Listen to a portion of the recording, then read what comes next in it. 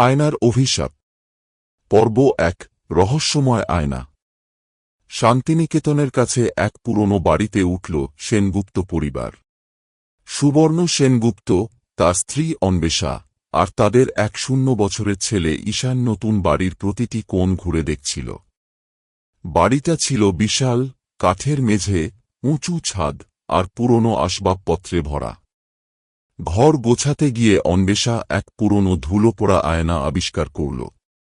আয়নাটা বেশ ভারী, কাঠের খোদাই করা ফ্রেম, কিন্তু কাঁচটা ছিল অদ্ভুত, ম্লান আর কিছুটা কুয়াশাচ্ছন্ন। এটা কোথা থেকে এলো? বিস্মিত স্বরে বলল অন্বেষা। পুরনো বাড়ি, পুরনো জিনিস।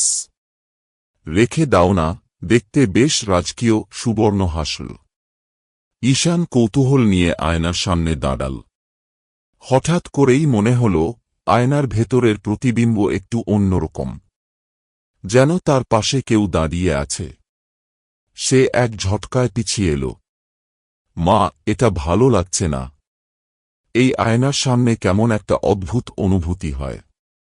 অন্বেষা হেসে ছেলের মাথায় হাত বুলিয়ে দিল। বোকা ছেলে, আয়না কোনো ক্ষতি করবে না। কিন্তু সে জানত না, এই আয়নাটাই তাদের জীবনে এক বিভীষিকা ডেকে আনতে চলেছে।